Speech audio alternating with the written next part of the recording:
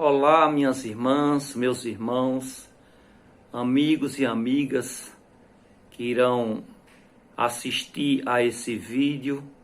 Que o poder, que a misericórdia, que a justiça, que o amor, que a graça e a paz de Yahushua vos sejam multiplicadas e alcance a todos vocês, a todos nós. É com muita alegria que Deus, o eterno Criador, me permite fazer mais esse vídeo, que eu tenho absoluta certeza que vai ser para a honra e a glória do Altíssimo.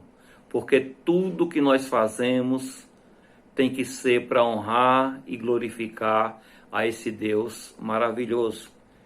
E nós vamos trazer uma mensagem hoje, para que a gente entenda o porquê dos templos físicos, as instituições igreja. Estou falando agora de igreja como instituição, não do templo espiritual que somos nós. Por que elas estão fechadas? É correto manter as portas dos templos físicos fechados? O que é que nos diz a palavra do Senhor a esse respeito? Então vamos buscar as nossas respostas dentro da palavra do Eterno. Eu quero dizer que vai haver algumas pessoas que vão entender de maneira diferente, em que os templos têm que permanecer abertos, e eu não tenho nada a ver com o pensamento dessas pessoas. Vivemos num país democrático, onde nós temos o livre-arbítrio, a livre agência de escolhermos aquilo que é o melhor e que é também o correto para as nossas vidas. Então, vamos ver o que é que nos diz a palavra do Senhor a respeito de os templos estarem com as suas portas físicas fechadas ou não. Se é correto mantê-las desse jeito, ou se devemos abrir as portas dos templos e voltarmos a nos congregarmos de novo. Então separei algumas passagens da palavra do Senhor, e a primeira que eu quero ler aqui nesta noite, ela está no Evangelho de João, no capítulo 15, nos versículos 18 e 19. Jesus estava conversando com os seus discípulos, e no versículo 18, Jesus diz o seguinte: se o mundo vos aborrece, sabei que, primeiro do que a vós, me aborreceu a mim. Se vós fosseis do mundo, o mundo amaria o que era seu.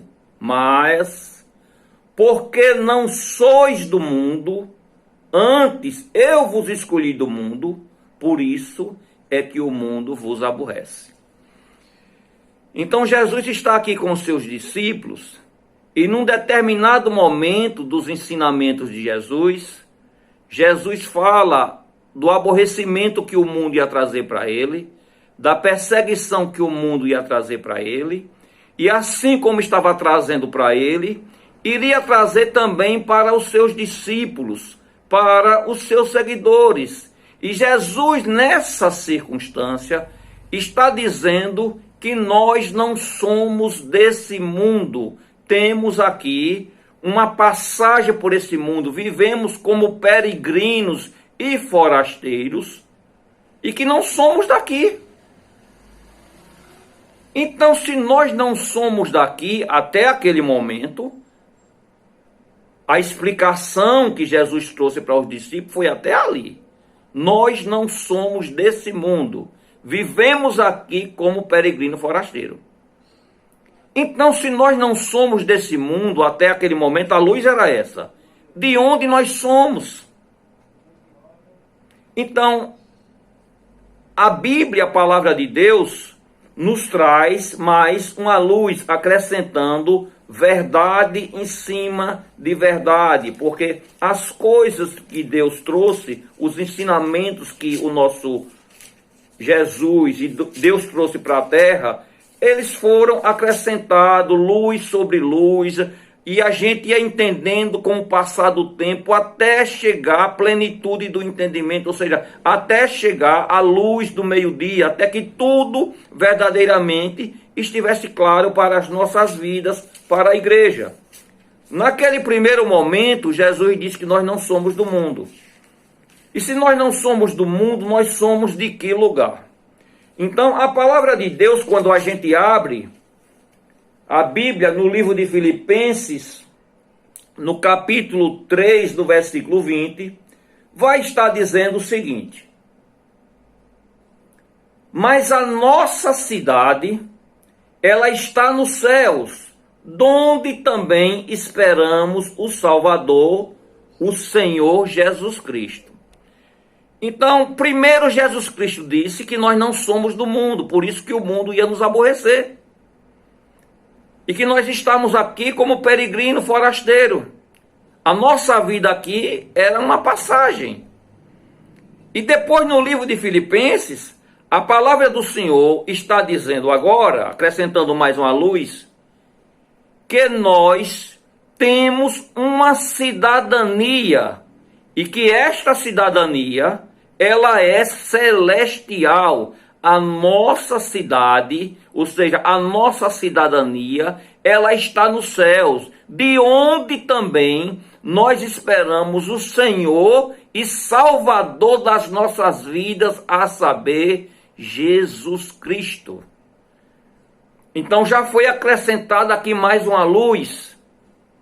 Não sou do mundo, o mundo vai me aborrecer, vou viver como peregrino e forasteiro, mas agora eu já tenho uma luz de ser também um cidadão dos céus, que a minha cidade, ela é celestial. Só que nós estamos morando na terra.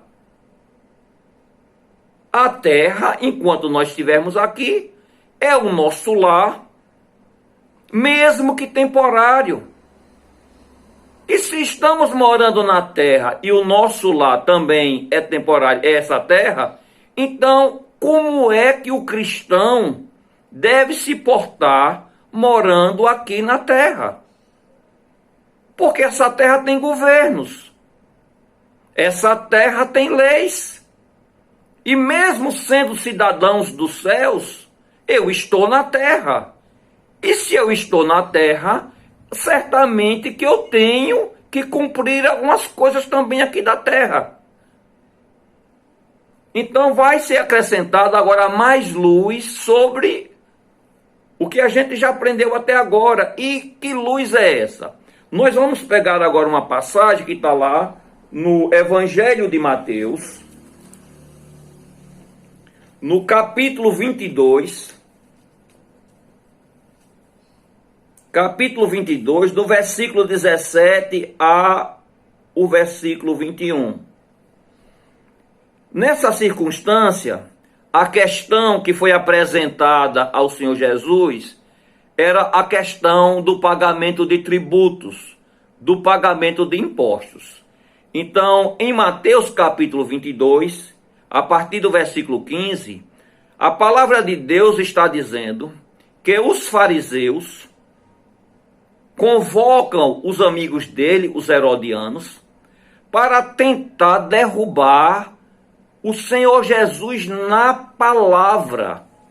O intuito dos fariseus e dos herodianos e os seus discípulos era armar um plano para que derrubasse Jesus na palavra. Por quê?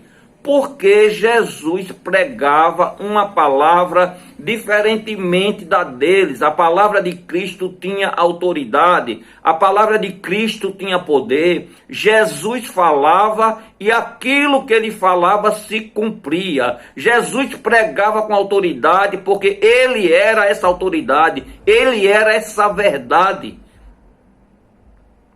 E os fariseus e os herodianos estavam com inveja do Senhor Jesus e intentam um plano para derrubar a Cristo. E como a questão dele, a inveja deles era exatamente porque Jesus pregava a palavra com autoridade, eles intentaram no seu coração, arrazoaram nas suas mentes uma maneira de derrubar o Senhor Jesus também na palavra. E é interessante como essas pessoas invejosas, elas chegam até Jesus. Elas chegam até Jesus bajulando. Elas chegam até Jesus chamando Jesus de mestre.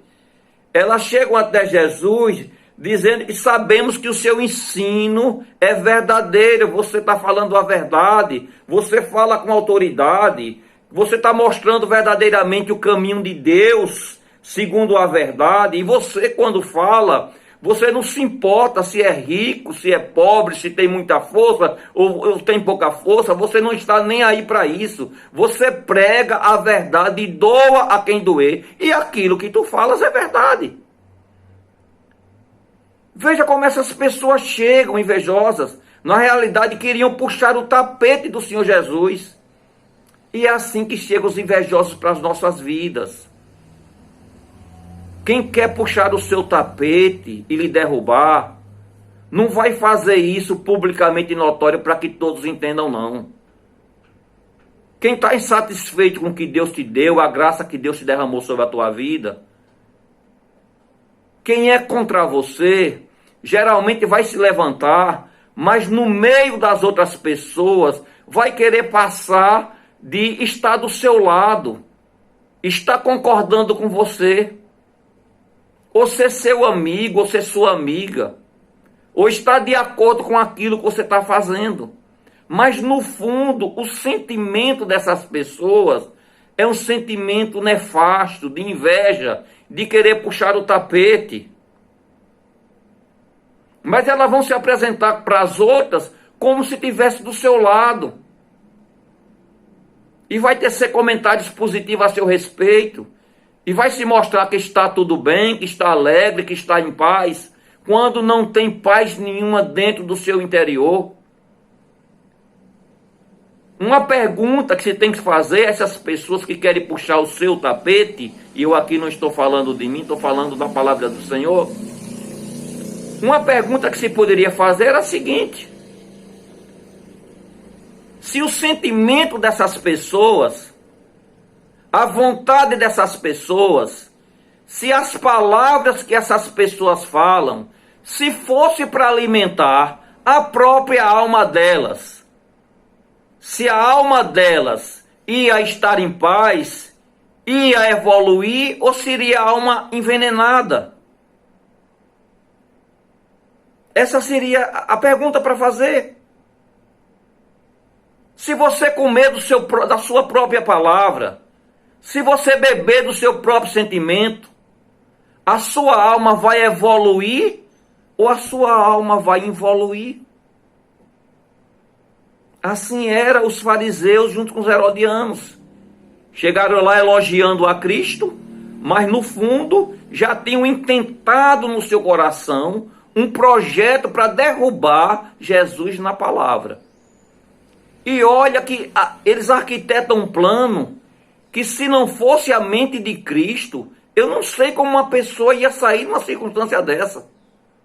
Se não, vejamos, eles chegam para diante de Cristo, e para testar a Cristo e para derrubar a Cristo, ele diz, Senhor, o que é que te parece?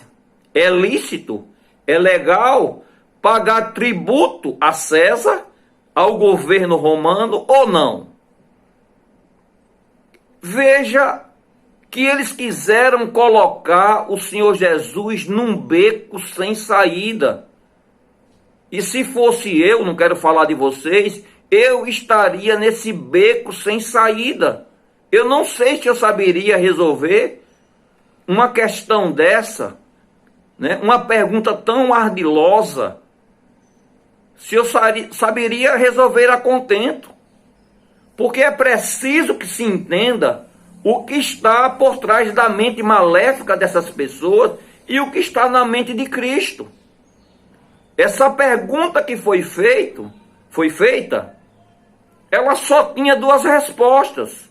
é lícito pagar imposto, tributo ao governo romano, que César estava no poder? É correto pagar ou não, Jesus? Me diga aí.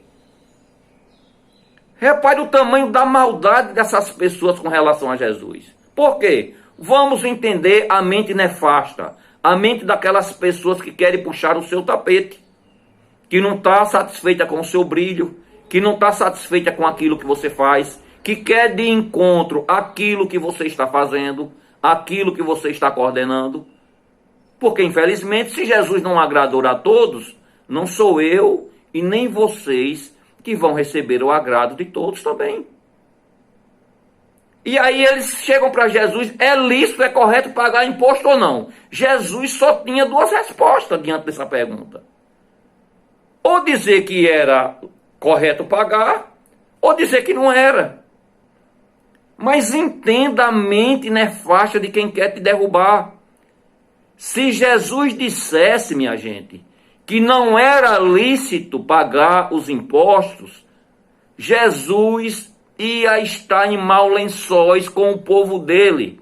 Jesus ia se tornar impopular. Jesus ia afastar o povo judeu, o povo de Israel da presença dele. Porque o que mais aborrecia ao povo judeu era ter a obrigação de pagar os tributos que eram extremamente exorbitantes de pagar a uma nação romana. O povo de Deus era extorquido, o povo de Deus era aborrecido pela pressão de um governo que fazia um decreto, que estabelecia o tributo e o imposto, e todos tinham que pagar.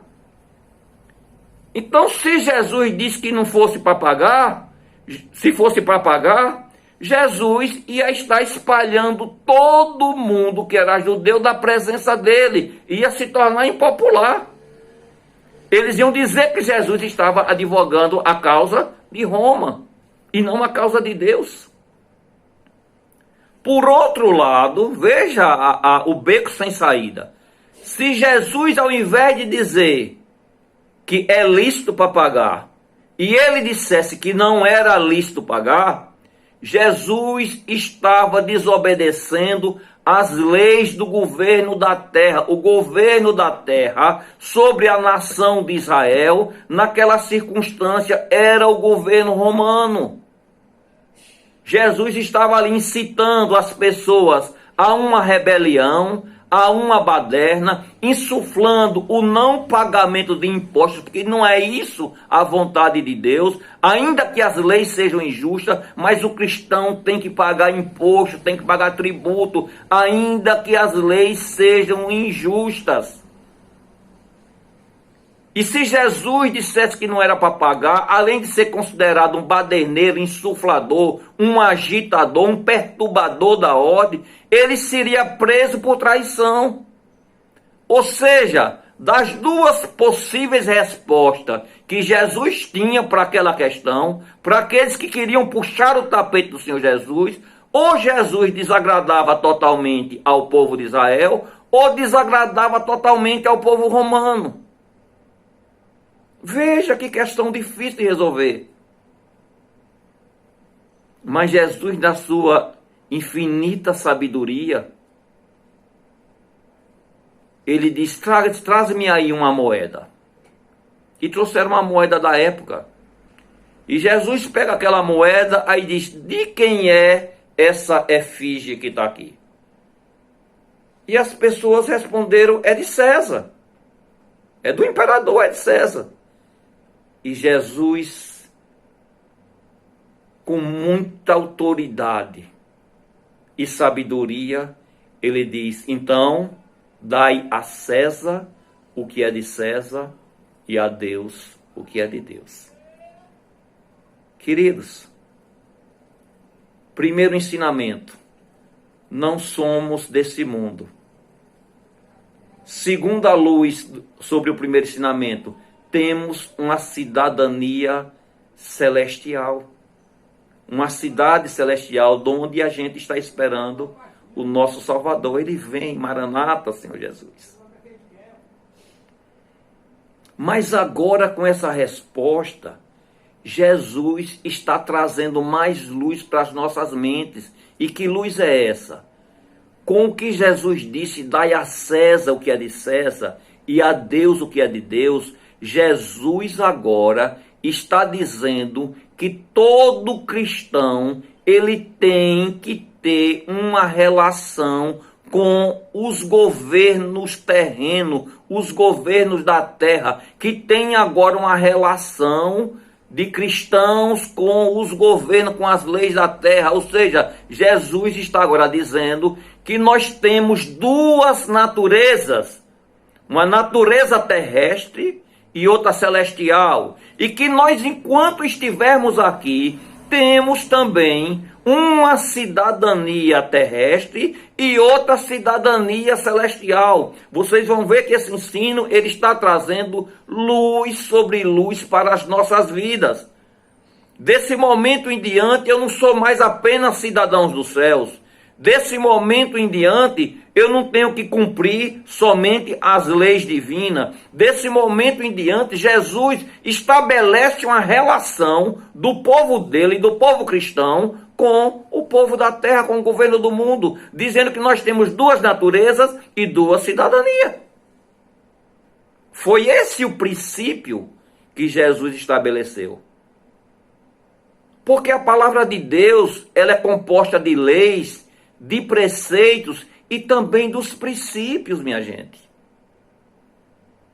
E nós precisamos entender a mente de Cristo, para que a gente possa viver de maneira cristã e de maneira que possa agradar ao nosso Criador. O cristão é obrigado a pagar imposto, ainda que ele seja exorbitante.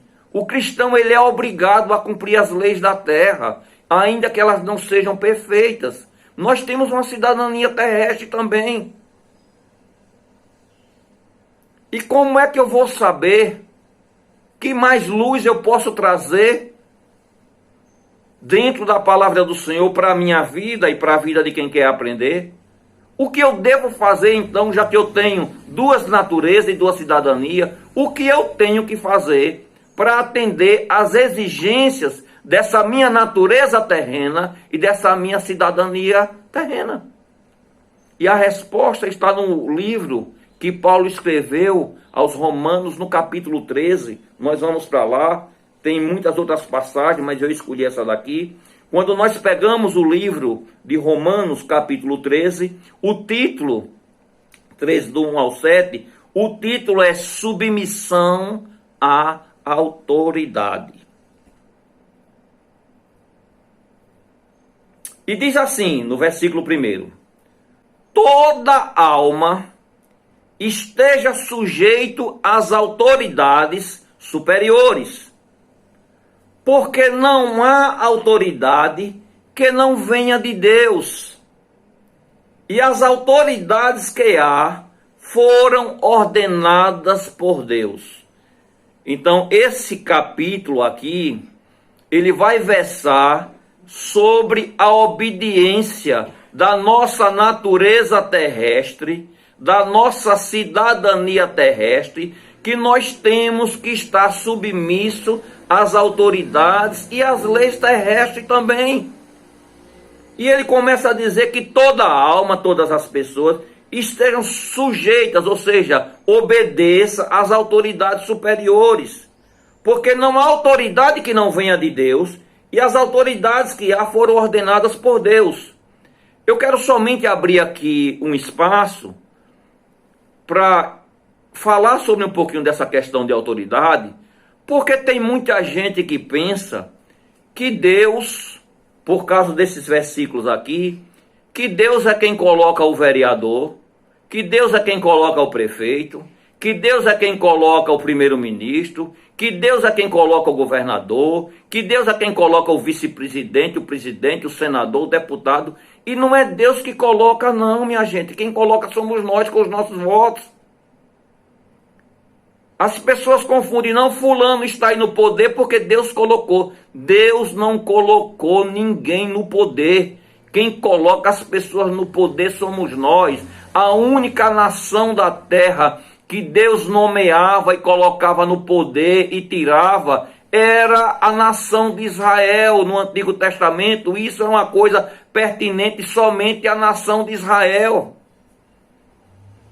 As nações gentílicas, quer dizer, fora da nação de Israel, Deus nunca colocou ninguém lá. Quem coloca somos nós, independentemente do regime que aquela nação ela esteja vivendo. Não tem nenhuma autoridade que não seja constituída por Deus, mas o que é autoridade? A autoridade não está se referindo a uma pessoa. O que Deus fez, minha gente, foi pegar o plano de Deus, como Deus governa os céus, porque os céus têm ordem, os céus têm um governo, os céus têm as suas leis espirituais. E quando o próprio povo de Deus rejeitou a Deus, não querendo, nem o povo de Israel quis mais o governo teocrático, que era Deus governando. E o próprio povo pediu um rei. E quando aquele povo pede um rei, o profeta fica constrangido. E Deus chega para o profeta: olha, Samuel, não fica constrangido não, porque esse povo não está rejeitando a você, esse povo está rejeitando a mim. Então, você concede um rei a eles. Agora, você diga a eles, isso era um povo que Deus dirigia exclusivamente, colocava e tirava, estabelecia rei e tirava rei. Diga àquele povo que esse rei vai governar, mas tem as leis dele, tem os princípios. As filhas dele vão ser perfumistas, as filhas dele vão ser cozinheiras, vão ser padeiras, eles vão ter que pagar tributo da renda. Então, tinha leis. Tinha leis para ser cumprida. Quando Deus tira o povo do Egito, que leva para o monte de Deus, a primeira coisa que Deus estabelece é leis para aquele povo. Toda a nação da terra precisa obedecer às leis, embora elas sejam injustas, mas nós, como cristãos, temos que obedecer às leis terrenas. Se não tiver leis, vira um caos. Você imagine o trânsito, você imagine todos os carros nas pistas, numa viagem para São Paulo, se não houvesse leis terrenas dentro da própria cidade, o quanto de acidente, de batida, todo mundo ia dirigir conforme o que quisesse. Se não tivesse leis como seria um caos. As pessoas precisam entender que existe uma diferença do ser humano para o cargo que ele exerce.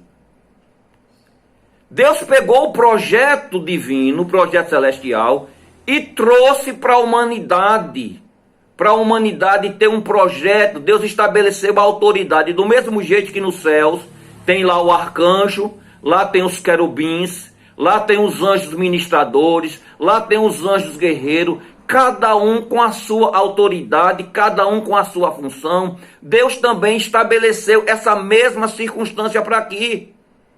É preciso que você entenda que essa autoridade que Deus constitui aqui, ela está inerente à função, ao cargo que a pessoa representa, não é a pessoa. E muita gente confunde, por isso que acha que Deus escolheu fulano, ciclano para estar ali. Não. Deus estabeleceu um modelo e determinou autoridade e poder para aquela função. Vou dar um exemplo aqui.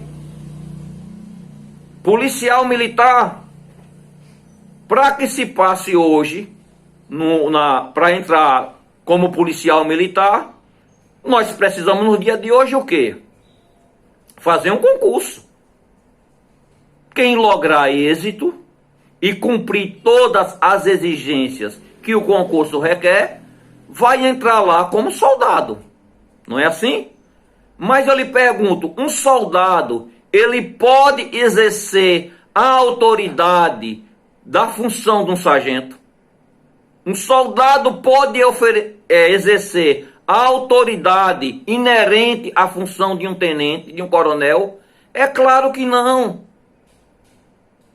O cargo posto está revestido de uma autoridade, que essa autoridade é dada por Deus para que as pessoas usem dessa autoridade para praticar justiça e juízo conforme o plano divino. E as pessoas, elas só vão ter o poder de exercer essa autoridade quando estiver no cargo. Então, a escolha pelos nossos governantes, a escolha é nossa no nosso país, que é regime democrático, nunca foi de Deus. Em nação gentílica nenhuma, Deus determinou o modelo. Existe autoridade em cada cargo que Deus estabeleceu, essa autoridade que derramou graça e poder. O juiz é uma autoridade, o promotor é uma autoridade, o delegado é uma autoridade, o prefeito é uma autoridade. Mas essas pessoas, essa autoridade, ela está inerente ao cargo. Eu só posso usufruir ou exercer essa autoridade se eu estiver investido nesse cargo. Mas a condução de estar naquele cargo somos nós. Pelo menos no Brasil. Deus nunca colocou ninguém lá.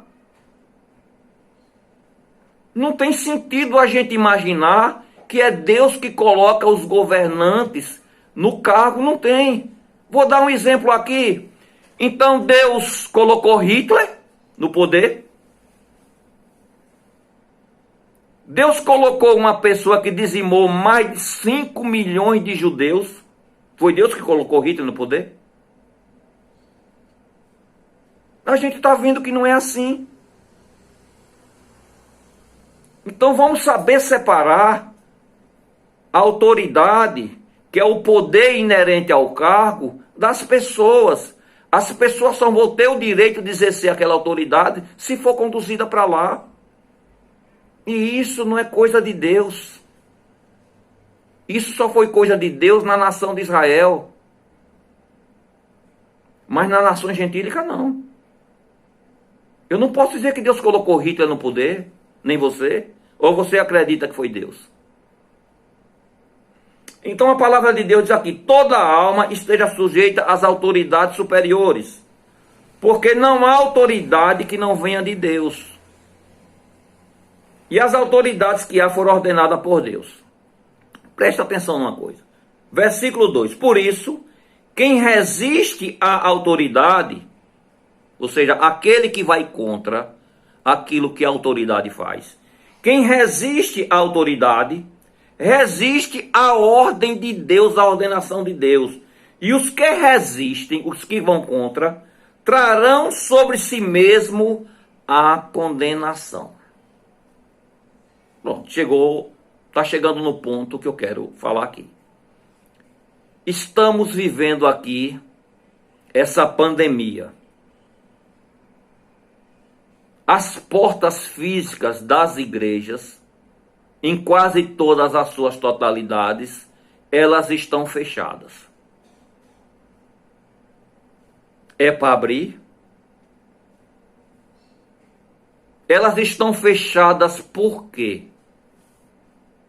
Elas estão fechadas porque existem pessoas investidas da autoridade que, por conta dessa pandemia, criaram-se decretos de governos estaduais, decretos de governos municipais, para que se fechasse não somente os templos físicos da igreja, mas que está quase tudo fechado, a não ser as coisas essenciais.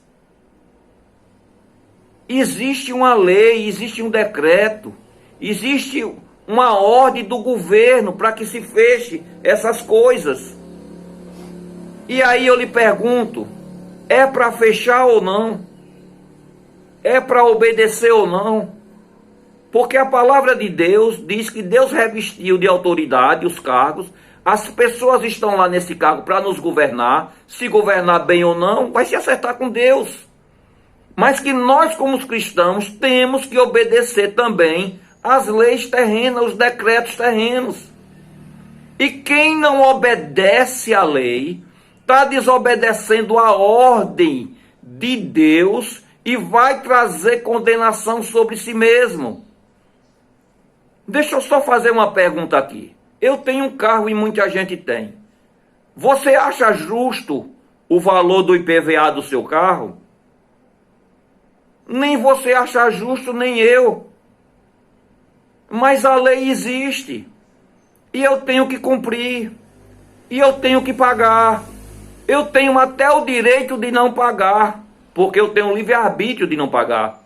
Mas se eu não faço assim, eu vou trazer condenação para mim. Por quê? Porque no dia que eu quiser viajar, se eu quiser viajar com a minha família, ou mesmo rodando aqui na cidade onde eu moro, se o SMTT me parar, eu vou ter o meu carro recolhido. Enquanto eu não pagar o imposto, enquanto eu não cumprir a lei da terra, seja ela justa ou injusta, eu não vou ter o benefício do carro. Então, se o magistrado faz uma lei justa ou não, é problema deles, vão ter que se acertar com Deus, mas eu, como cristão, tenho que obedecer às leis terrenas. Eu não posso ser diferente. Os templos não estão fechados porque nós queremos. No versículo 3, a palavra do Senhor diz: porque os magistrados, as pessoas que estão investidas de poder, não são terror para as obras boas, mas para as más. Se eu cumpro a lei terrena, eu não vou trazer nenhuma condenação para mim, nem vou estar desonrando a palavra de Deus, desobedecendo a Deus. Porque é uma ordenança do Senhor. Queres tu, pois, não temer a autoridade? Então faça o bem e terás louvor dela, é o que diz a palavra do Senhor. E no versículo 4 continua dizendo: porque a autoridade é ministro de Deus para o teu bem. Mas se fizeres o mal, você tema, porque não traz debalde a espada. Porque é ministro de Deus e vingador para castigar aqueles que fazem o mal.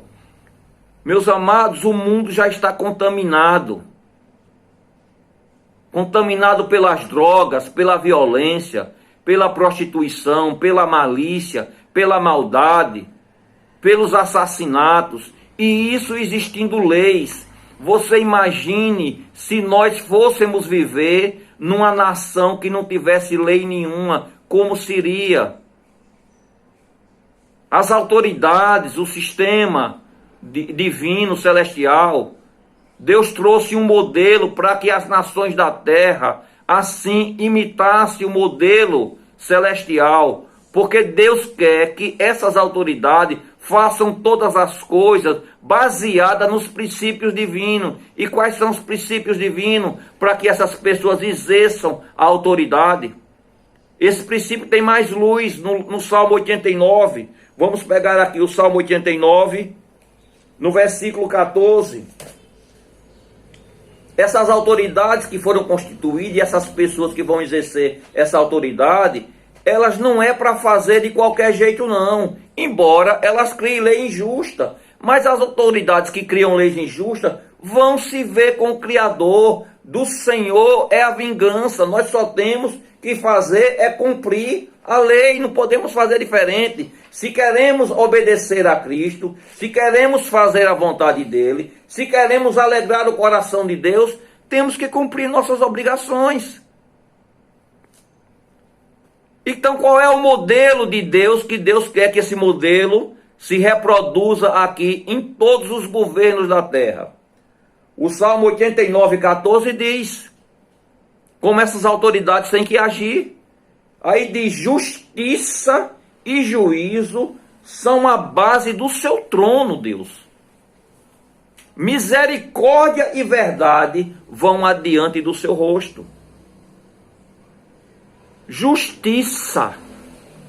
Deus quer que os governos da terra ajam do mesmo jeito, sejam revestidos do mesmo poder, da mesma autoridade que é dado no reino celestial, que aconteça também aqui na terra. as leis têm que ser justas, os magistrados têm que agir com justiça, o julgamento, ou seja, o juízo deles tem que ser baseado na misericórdia e na verdade. Esses são os princípios do trono de Deus. E esses são os princípios que Deus determinou para qualquer que seja a autoridade civil, eclesiástica, autoridade militar. A base tem que ser essa. As pessoas têm que agir com justiça. Os julgamentos das pessoas têm que ser pautados na verdade, na equidade, na honestidade. É esse o princípio de Deus para o modelo terreno. E ele diz aqui, portanto, no versículo 5, Romanos 13, 5, é necessário que ele estejais sujeito, nós somos obrigados a estar sujeito às autoridades terrenas, às leis terrenas, não somente pelo castigo, ou seja, eu não vou cumprir somente porque tenho uma pena se eu não cumprir, mas principalmente pela minha consciência cristã. A minha consciência cristã, por obedecer a palavra de Deus, a minha consciência, ou seja, sou cidadão dos céus, estou na terra, tenho dupla natureza, mas os princípios, lembra que eu falei, o reino de Deus tem leis, tem preceitos, tem princípios, a mesma coisa Deus estabeleceu aqui para nós. E nós temos que obedecer. E obedecer por uma questão de consciência, não é com medo do pecado. Porque se eu não for bandido, se eu não errar, por que é que eu vou ter medo da lei? Ou dos magistrados? Que sentido teria? Se por conta da minha consciência cristã, eu honrar a Deus acima de todas as coisas e cumprir as leis da terra, quem poderá fazer mal àquele que é zeloso do bem? Então vem aqui, por esta razão, versículo 6, também pagais tributos, porque são ministros de Deus, atendendo sempre para isso. Nós temos que pagar todas as coisas devidas estabelecidas pela lei. No versículo 7, para completar aqui, diz, olha, portanto, dai a cada um o que deveis. A quem tributo, pague tributo. A quem imposto, pague imposto.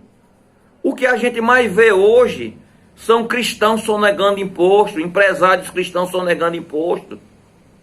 Tem de monte aí. E eu não tenho nada com isso, não sou juiz de ninguém, só estou falando da palavra do Senhor. Porque hoje nós queremos ser cristão de qualquer jeito. Hoje nós queremos aquilo que nos satisfaz, aquilo que nos convém, a gente faz. Mas quando é aquilo que não nos convém, quando não nos satisfaz, a gente não quer ir pelo caminho estreito. A gente não faz. A gente só quer fazer o que convém. Os cristãozinhos de meia patacas. É o que nós somos hoje. Por isso que o caminho é estreito para o verdadeiro cristão. Mas nós não queremos ser isso. Nós queremos ser cristãos vivendo com a lei de Gerson.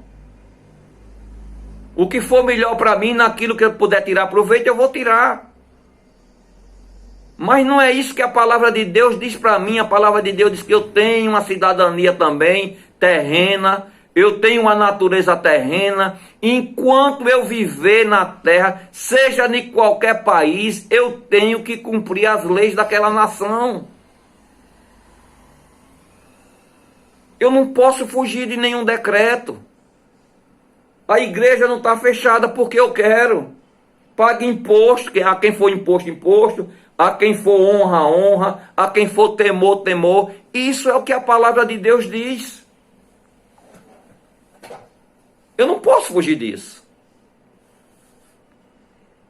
Agora, se as leis são injustas, se os magistrados não agem conforme a justiça, não fazem julgamento em cima da verdade, eles vão ter um acerto de contas.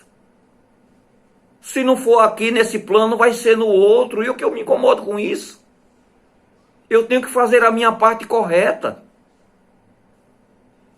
Se os governos vão fazer as coisas irregulares dele, que façam é problema deles, são problema deles. Eles têm o livre agência, o livre arbítrio para fazer o que eles quiserem. E não é porque nós temos governantes que eles estão livres da presença do Senhor. Eles não estão acima de Deus. Você quer ver uma coisa? Vamos pegar aqui o Salmo 47. Eles não estão acima, minha gente. Se eles errarem, eles vão pagar pelos erros dele. A minha parcela é conforme a minha consciência cristã obedecer às leis terrenas. O Salmo 47 diz o triunfo do reino de Deus.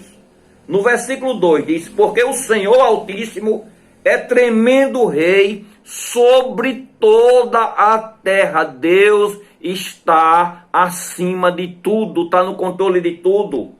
No versículo 7, Salmo 47, 7 diz, pois Deus é o rei de toda a terra. Cantai louvores com inteligência. Deus está no controle de todos os reinos.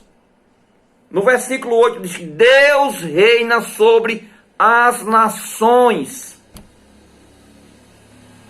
Então ninguém está acima de Deus. Se essas pessoas que são os nossos governantes estão fazendo leis ou criando circunstância fora da visão de Deus, eles vão ter que ter um acerto de contas lá em cima, ou aqui ou lá em cima. Deus estabelece reis, ele estabelece tempo, muda tempo, ele é Deus. E aí eu lhe pergunto, é para fechar?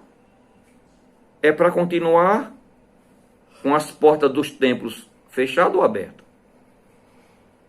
Eu vou desobedecer às leis dos governos terrenos?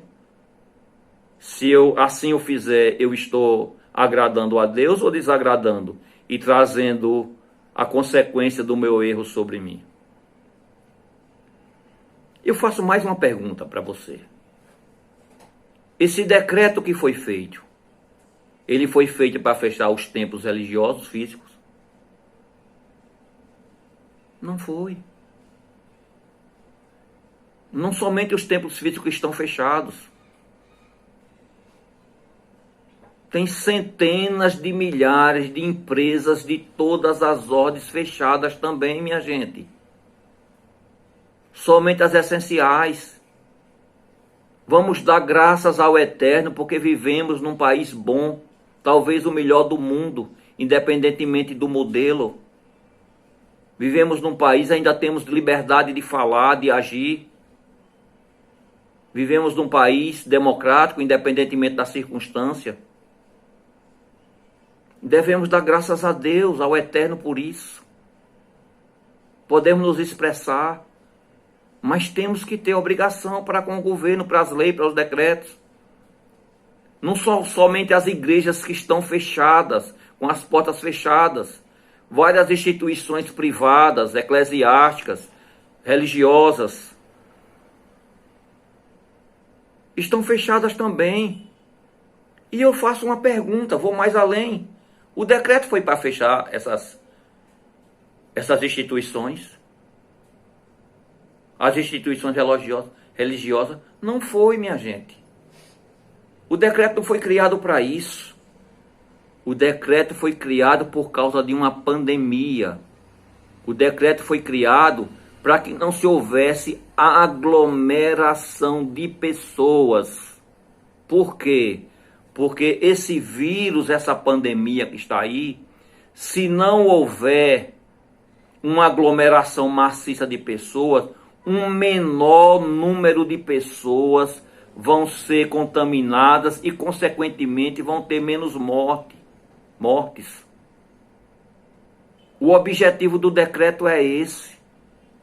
Não é fechar templo, é evitar aglomeração, para que essa doença não se propague de uma maneira que possa haver tantas mortes como já houve lá na Europa e ainda está havendo. E eu dou glórias a Deus que Deus ama tanto esse Brasil, que permitiu que isso chegasse aqui, até por conta da nossa estrutura, chegasse aqui depois, onde a gente pudesse pegar os exemplos das outras nações para colocar em nosso favor. Devemos estar em nossas casas enquanto existir o decreto. Aí, se me perguntarem, mas até quanto tempo? Não fui eu que fui investido na autoridade do cargo para resolver isso, mas tem pessoas que estão lá fazendo. O Brasil, estou falando do Brasil porque eu moro no Brasil, o Brasil ele não é governado pelo presidente somente. São 3 poderes que governam o Brasil. Ninguém pode culpar Bolsonaro, por conta que eu não quero falar de política aqui, que o meu caso é a igreja, mas o que eu vejo é muita gente querer culpar Bolsonaro por conta dele não estar podendo fazer tudo. Você nem pode culpar, nem também pode elogiar em tudo, porque ele não governa só. Tem um governo executivo, da qual ele faz parte, mas tem também um legislativo e um judiciário. A nação ela é governada por esses 3 poderes. E nós temos que obedecer, simplesmente obedecer. Se eles estão em discordância, que se resolvam lá. Mas que as leis que foram estabelecidas é a que nós temos que cumprir. Nós não temos nada a ver com a briguinha deles política lá. Deixa eles fazer política, a gente faz a nossa parte. Faz a tua parte, obedece à lei. A lei não foi criada para fechar igreja. A lei foi criada com o propósito de reduzir a aglomeração de pessoas para que não haja uma contaminação maior e haja mais mortes, porque quem criou essas coisas entendeu que a nossa vida, ela vale muito mais do que dinheiro, a nossa vida vale muito mais do que poder, a nossa vida vale muito mais do que aquilo que nós temos economicamente, a nossa vida é o nosso maior bem, porque nós estamos somente de passagem, nós não vamos levar nada daqui. A tua vida é o teu bem mais precioso. Então cumpre a lei, fica na tua casa. Agora, eu lhe faço uma pergunta. Se o decreto não é para fechar instituições, seja de qualquer tipo, mas é para evitar aglomeração, para que não haja contaminação e mais morte, por que é que tem algumas pessoas que por rebeldia e querem fazer dentro das suas casas ou dentro dos seus templos cultos às escondidas, minha gente? Será que verdadeiramente Deus está nesse negócio? Eu não quero ser juiz de ninguém. Porque tem igrejas que estão aí de porta fechada fazendo 6, 7, 8, 10 cultos diariamente. Juntando 10, 15, 20 pessoas. Mas será que não está contrariando o decreto também não? Porque o decreto não foi feito para fechar a instituição, não. O decreto foi feito para evitar aglomeração, para que um maior número de pessoas possíveis tenha vida e que também um menor número de pessoas sejam contaminadas, porque os hospitais, a estrutura nos países todos não vai dar vencimento, não vai ter médico, não vai ter enfermeiro, não vai ter recurso suficiente de atender a toda uma humanidade doente.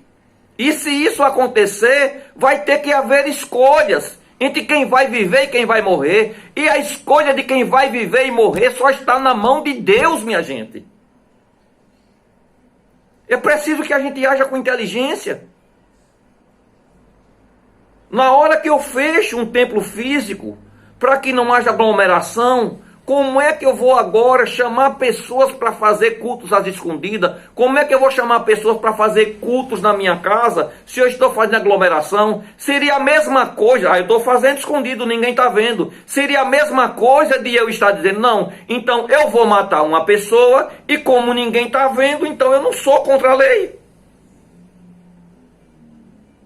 As pessoas podem até não verem. As autoridades podem até não saber, mas Deus está vendo. Deus está vendo. Por que é que eu vou fazer culto no lar? Por que é que eu vou... Agora, eu acho interessante, essas pessoas que estão se rebelando contra os pastores, a direção dos pastores, que também são autoridades, estão se rebelando contra os governos da terra, contra a lei da terra. Eu acho interessante os princípios dessas pessoas. Porque quando querem deixar de congregar, quando querem deixar de ir para as igrejas, deixar de se aglomerar, deixar de estar no congraçamento, simplesmente usam da expressão: não, mas eu sou igreja, eu sou templo do Espírito Santo. Então eu não preciso do templo físico, eu não preciso de ir para lá. Usam desse argumento. Mas quando a igreja está de porta fechada, por que é que você, que é rebelde, que é templo do Espírito Santo, não entra na sua casa, no seu quarto, você sozinho, ou você e sua esposa, que é templo do Espírito Santo, e você ora e faz aquilo que tem Isaías 26:20, e espera essa circunstância passar? Você não é templo do Espírito Santo? Porque você está descumprindo a lei, ainda aglomerando pessoas ao seu bel prazer, e você acha que isso é correto? Me responda. Para, analisa.